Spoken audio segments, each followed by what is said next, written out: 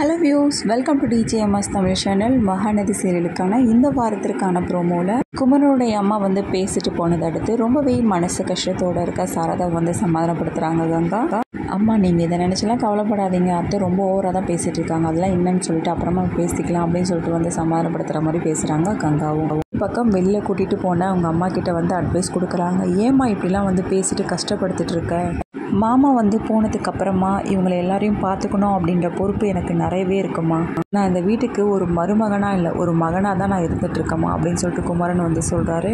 தன்னோட மகன் கிட்ட தாம்மா எல்லாத்தையும் உரிமையோட சொல்ல முடியும், அதே மாதிரி தாம்மா அத்தை என்கிட்ட எல்லாமே உரிமையோட சொல்லுவாங்க, கிட்ட சொல்கிற மாதிரி உரிமையோட நிவின் கிட்டேயோ இல்லை விஜய் கிட்டேயோ வந்து சொல்ல முடியுமா அப்படின்னு சொல்லிட்டு அவங்க அம்மாவை பற்றி கேள்வி அப்படியே அமைதியாக வந்து குமரனை பார்க்குறாங்க. இன்னொரு பக்கம் பார்த்தீங்கன்னா நிவின் வந்து காவேரி பற்றி விசாரிக்க ஆரம்பிக்கிறாங்க.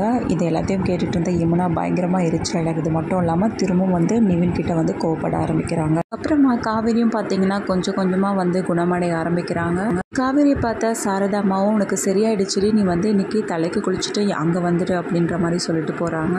குணமானதை நினச்சி ஒரு பக்கம் காவேரி சந்தோஷப்பட்டாலும் இன்னொரு பக்கம் விஜய் வந்து பிரிஞ்சு இருக்கணுமே அப்படின்ற மாதிரி ஒரு கவலையில் இருக்காங்க. என்னாச்சு அப்படின்னு சொல்லிட்டு காவேரி கிட்ட வந்து விஜயும் கேட்க, இந்த மாதிரியான ஒரு சூழ்நிலையில் என்னை பக்கத்தில் இருந்து பார்த்துக்கிட்டிங்களா, அதுக்காக நான் ரொம்பவே சந்தோஷப்படுறேங்க, உங்களை மாதிரி ஒரு புருஷன் கிடைக்கிறதுக்கு நான் ரொம்பவே கொடுத்து வச்சிருக்கணும் அப்படின்னு சொல்லிட்டு விஜய் பற்றி ரொம்பவே வந்து பெருமையாக பேசிகிட்டு இருக்காங்க.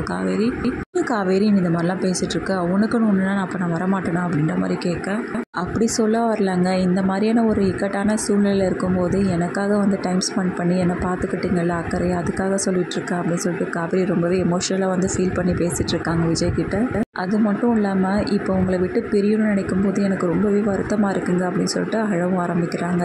காவேரி அழாத காவேரி, காவேரி அழாத காவேரி, நான் இப்போ எங்கே போயிட போகிறேன், உன் பக்கத்தில் தான் இருப்பேன் எப்போவுமே, புரியுதா, இது நமக்கு ஒரு நிரந்தரமான விஷயம் கிடையாது, கூடிய சீக்கிரமே எல்லா உண்மைகளையும் வந்து கண்டுபிடிச்சி அதுக்கப்புறமா நிரூபித்து நான் கண்டிப்பாக உன்னை நம்ம வீட்டுக்கு கூட்டிகிட்டு போவோம் காவேரி, அதுக்கப்புறமா நானே நின்று பாப்பா 3 பேருமே ரொம்ப சந்தோஷமாக வாழலாம், நீ அதை நினச்சி கவலைப்படாத, எப்போவுமே நம்பிக்கையோடு இரு அப்படின்னு சொல்லிட்டு காவேரிக்கே நம்பிக்கையும் கொடுக்குறாங்க. இதன் மூலயமா வந்து பார்த்திங்கன்னா காவேரி ரொம்பவே ஆறுதல் அடைகிறாங்க. பிரியும் போது பார்த்திங்கன்னா ரொம்பவே மன வருத்தத்தோட 2 பேரும் வந்து பிரிஞ்சு போகிறாங்க.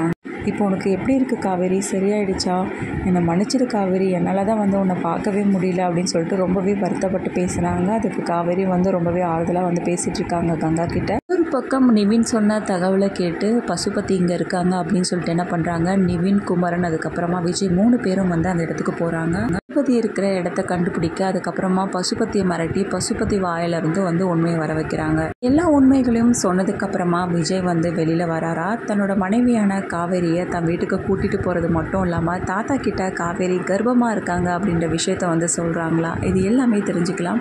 அதுக்கு மறக்காமல் நம்ம சேனலை வந்து சப்ஸ்கிரைப் பண்ணிக்கோங்க, கூடவே இருக்க அந்த பெல் ஐக்கனும் கிளிக் பண்ணிவிடுங்க, அப்போ தான் நான் போடுற அடுத்தடுத்த வீடியோஸ் உங்களுக்கு நோட்டிஃபிகேஷனில் வரும். ஓகே வியூவர்ஸ், தேங்க்ஸ் ஃபார் வாட்சிங் திஸ் வீடியோ.